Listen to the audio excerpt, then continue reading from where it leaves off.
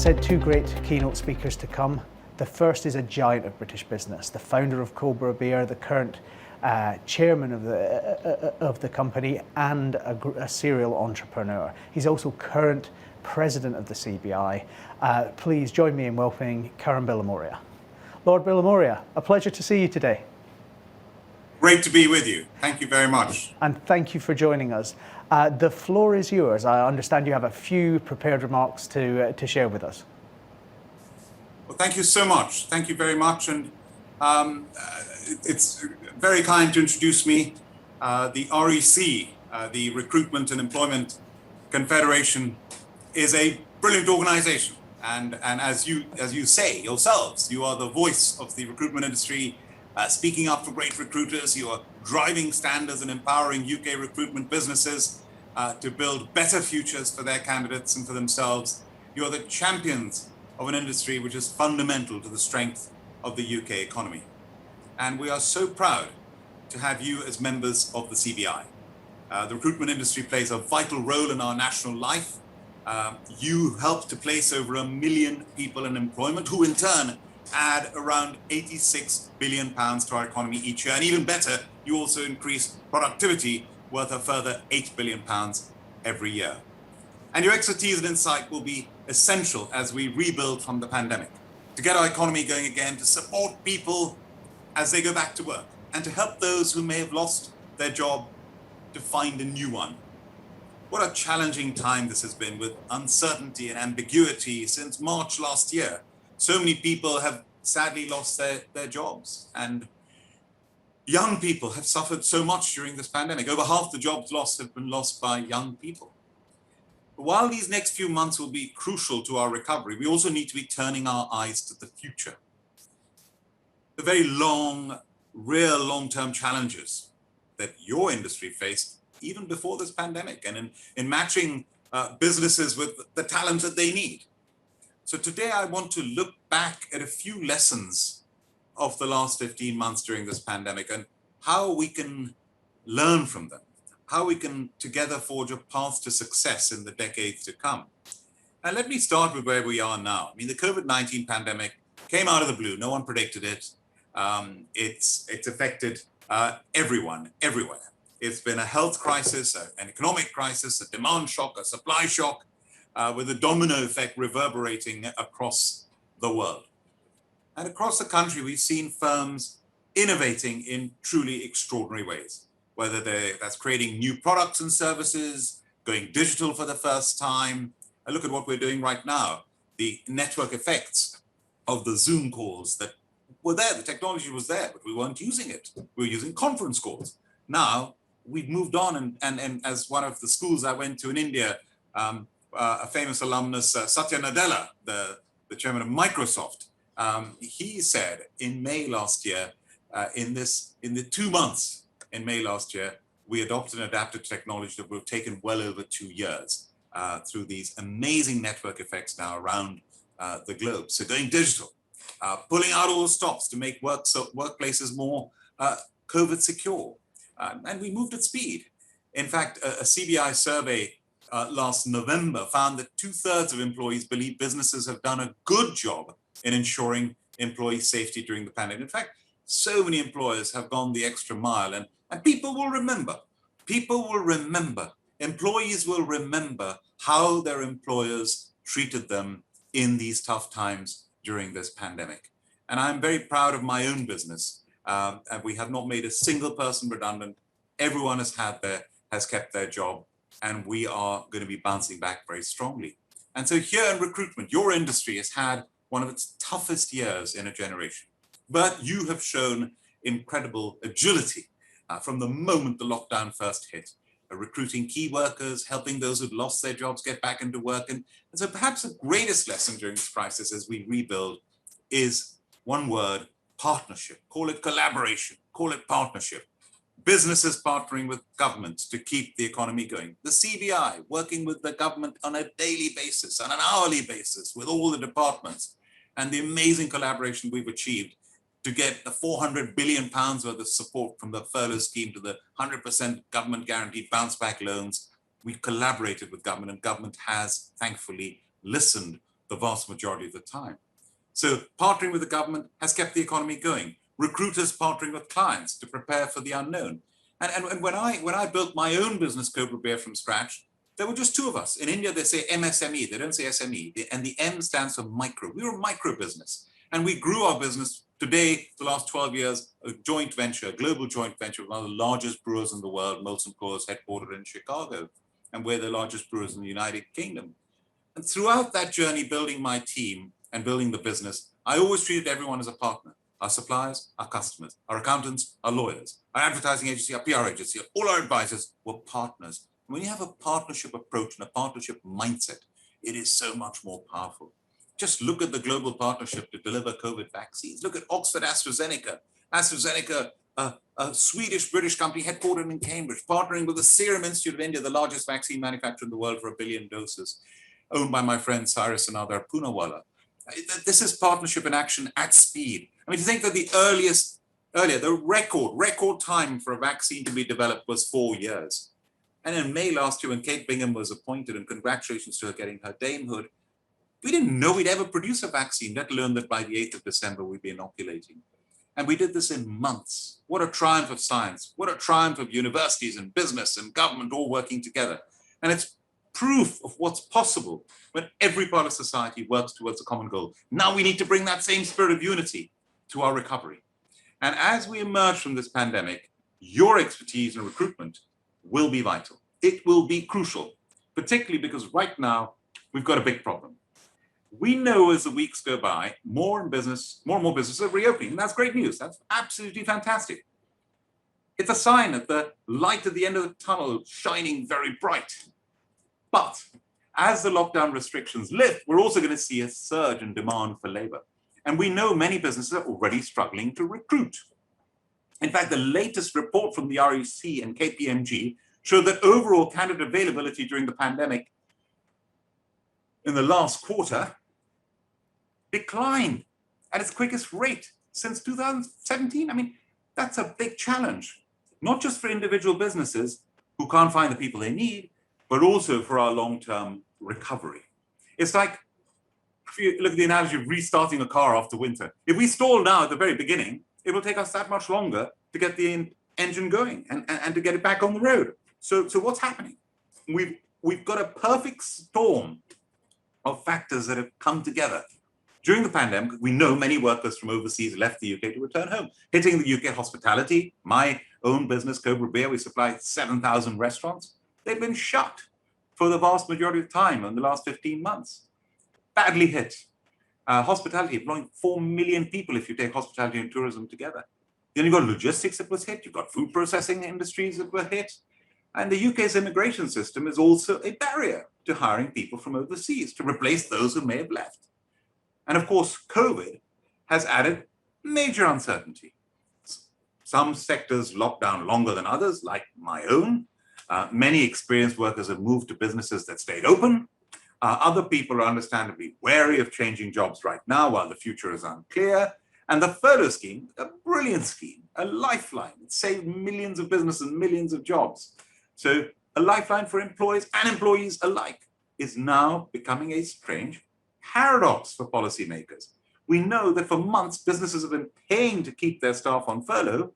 It's a promising sign and wonderful that they want to keep their employees. They want them to have the jobs to return to. But here's the paradox. The paradox is that the more successful the job retention scheme is, and it has been enormously successful, the smaller the talent pool for businesses here and now. And together, these factors pose a problem, whether that's in hospitality, where there's a shortage of chefs, already an issue pre-pandemic. I know that from the curry restaurant industry, where they struggle to get the chefs they need from South Asia because of the immigration rules. It's now even more acute than ever, leaving thousands of vacancies unfilled. Our transport, where one workwear supplier, I'll give you an example, in the Northwest, told us that they used to get 20 to 30 applications for HGV driver positions prior to the pandemic, 20 to 30. But now they're averaging fewer than 10 applications per post. Or in food and drink, a leading supplier told us they've seen EU workers leaving during the pandemic, and despite offering apprenticeships, they can't attract new workers to fill the gaps. And of course, on top of all this, the UK's long-standing skills shortages haven't gone away.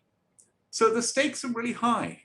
And they're so high that business and government need to act fast if we're going to get our recovery off to the best possible start this year. We can't be the first on vaccines, a phenomenal effort to make this country safe, only to squander this potential with businesses unable to get going because they can't fill roles. There are, of course, things employers can do themselves to tackle staff shortages. I mean, I'll just mention three of them. We can open up new routes into business, whether it's a new apprenticeship scheme an employer can start, a traineeship, Kickstart placement, higher technical qualifications. I mean, the accounting industry is a great example, and I'm really proud to be a chartered accountant, as I'm a fellow of the Institute of Chartered Accountants in England and Wales. At the CBI, we've heard from accountancy firms who now hire more school leavers than graduates, investing in young people as a new talent pipeline. And since COVID, we've known many firms have innovated. I mean, look at a law firm, Evershed Sutherland, who introduced a virtual shadowing scheme during lockdown to make sure that their junior lawyers could still access training and opportunities while working remotely. Because for junior people in particular, being in an office environment is phenomenally useful to have that face-to-face learning and mentoring that takes place in an office environment. Secondly, businesses can tackle some shortages by investing in innovation and technology. I'll give you an example. One family horticultural company near Cambridge who supply national supermarkets, they told us they've recently struggled to find people they need on their farms, particularly in seasonal work and low-paid jobs. So they invested in new machinery and can now automate processes like harvesting lettuce and celery. And they still preserve valuable roles for apprentices, specialists, and training in farm management. And thirdly, employers can look to recruit from a wider talent pool, working with organizations and charities like Mind, Business and Community, Movement to Work, or Disability Smart, considering those who might otherwise be overlooked in the world of business based on their gender, ethnicity, or background, or even supporting the CBI's own campaign, Change the Race Ratio. Change the Race Ratio to increase ethnic minority inclusion across business, to champion ethnic minority participation across business. I am the first president of the CBI of ethnic minority origin in our history. And Change the Race Ratio is a project that we launched in October last year. It's been phenomenal, the momentum, with almost 100 leading employers who've signed up so far and counting. And I've just heard that the REC has signed up to change the race ratios. That's fantastic news and shows real business leadership. And the campaign's ultimate goal is both helping firms find the talent they need from all corners of life and making society that much fairer. So I encourage all of you on this call, please sign up to change the race ratio. It's a phenomenal initiative, which we're very proud of.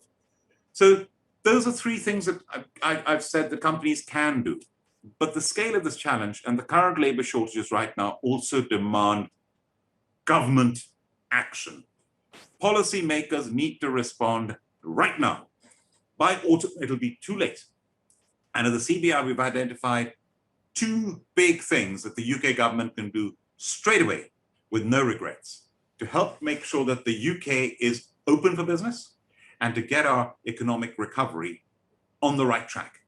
So first, we need government to immediately update the shortage occupation list. Last year in September 2020, the Migration Advisory Committee recommended that we add certain roles to the list: butchers, bricklayers, and welders, for example.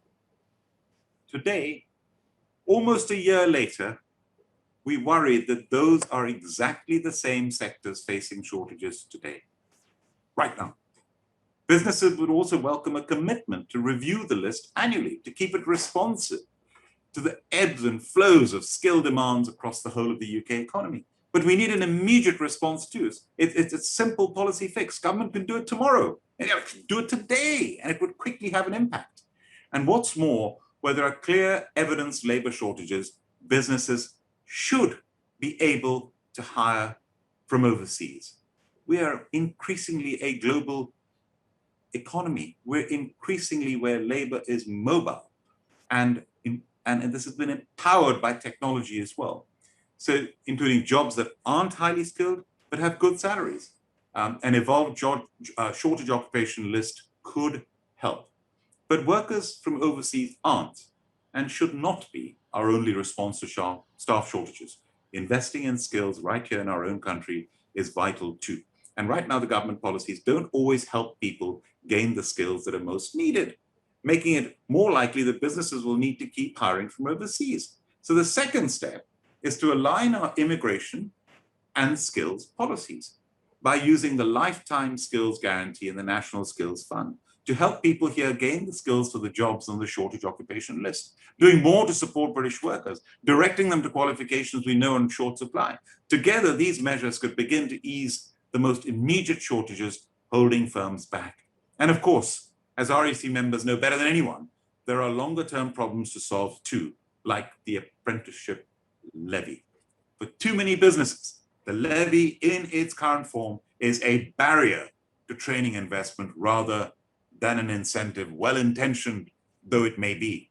And at the CBI, we've been asking for it to be reformed into a lifelong learning levy, helping companies fund the training they need, like short courses and product training, and with a system that works with the modern economy, a system that is more flexible.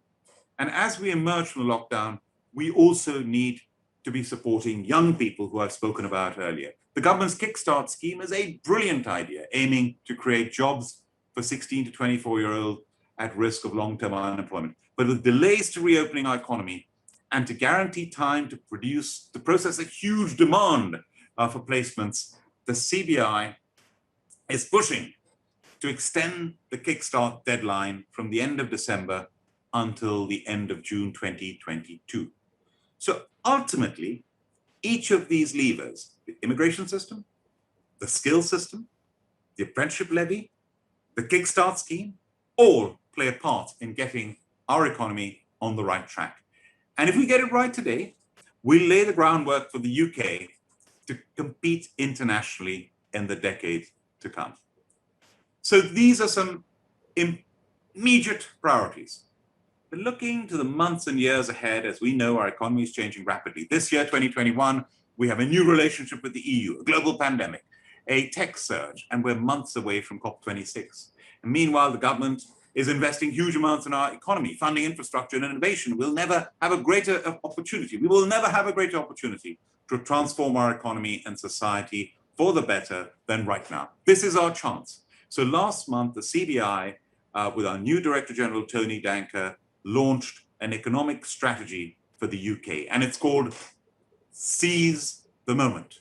It builds on months of discussion with business and consultation and detailed research, and identifies 6 big opportunities, from decarbonizing the economy to win the global race to net zero, to an innovation economy with breakthrough ideas and technologies, to a regionally thriving economy in which every region of the United Kingdom, every part of the UK plays to its comparative strengths, to a globalized economy making the UK a trading powerhouse, to a healthier nation in which employee health and well-being is the foundation of productivity, and finally an inclusive economy, which I've spoken about, where employers recruit more diverse talent from all corners of society and support people to progress, helping people to get jobs, change jobs, gain new skills, and ultimately improve lives, all of which will only be possible with you, the UK's great recruiters and employment specialists.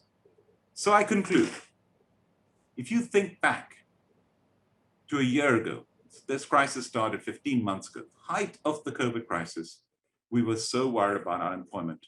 In February last year, unemployment was under 4%. It was about 3.6%, the lowest level since the 1970s. And if you look back to the financial crisis in 2008, 2009, where unemployment went up, approaching 10%, well over 8%. So we're worried that this might happen again now.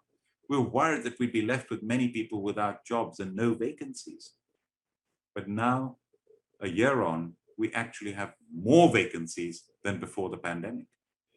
In many ways, that's a good problem to have. I never thought as we come out the other side, I'd be giving a speech about staff shortages. And now we keep an eye on the furlough scheme. Let's see what happens as it gradually winds down over the coming months. And in the meantime, let's take those no regrets actions I've spoken about business and government working together, collaborating together to solve the shortage and unleash what Andy Haldane, the recently retiring chief economist of the Bank of England, my friend, described as the coiled spring of the UK economy, ready to just bounce back. And if we do, I have every confidence this could be the best decade yet for the UK economy. To every REC member, I say, it's your expertise that will make this a reality. And I chaired an event at the CBI recently with the mayor of Athens. And, he said, we don't talk about build back better. We talk about build forward better. So let us today, the REC and the CBI, together build forward better. Thank you very much. Lord Bilimoria, what a tour de force, and thank you for your kind words about the REC. And it's important at this point that I set out how impressed we've all been in each of the sector federations like the REC with the coordinating role the CBI's played through this crisis in bringing us closer together, which is probably the reason why I can look at that agenda that you set out for the government and think that the REC ticks every box that you've set out in terms of our read of what's necessary from government right now in that no regret step to help us build forward better, as you say. We've got just a couple of minutes left, and I think you've set out a fantastic agenda. But you said earlier that you recalled back to starting Cobra as I think you called it an MSME. And so many REC members are family-owned firms. If they're not MSMEs, they're certainly SMEs, and they've had a tough year. So reflecting maybe just a little on your experience with Cobra over the years, people will have been through some dark times over the last year. What do you think is really important to keeping going in that entrepreneurial spirit? It's so important in times of crisis. I mean, my father was a commander-in-chief of the Central Indian Army before he retired, in charge of 350,000 troops. And I remember he always believed, I learned a lot from him on leadership and on having a happy and an efficient team. But he always said that the true test of leadership is not in the good times. The true test of leadership is in adversity, is in the tough times. And he has been to war and seen and experienced horrific things. And I always think that this is the challenge of leadership that we've had at this time. And as I said in my speech, it's how employers have treated their employees in this time of crisis. And I'm a passionate believer in lifelong learning. After I finished my formal studies, before I started my business, Cobra Beer, I embarked on lifelong learning. And I'm an alumnus of 3 business schools, including the Harvard Business School. One of our professors, Francis Fry, during this pandemic gave us a virtual lecture. It's one of the most important things in life, and especially during a crisis, is trust.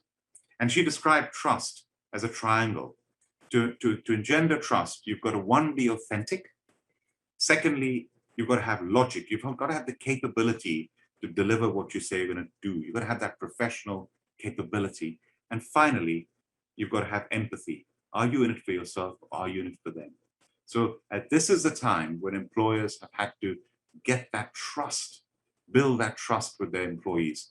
And those employers who've done it with authenticity, with logic and empathy are the ones who are going to be respected and loved by their employees and are going to thrive in the years ahead.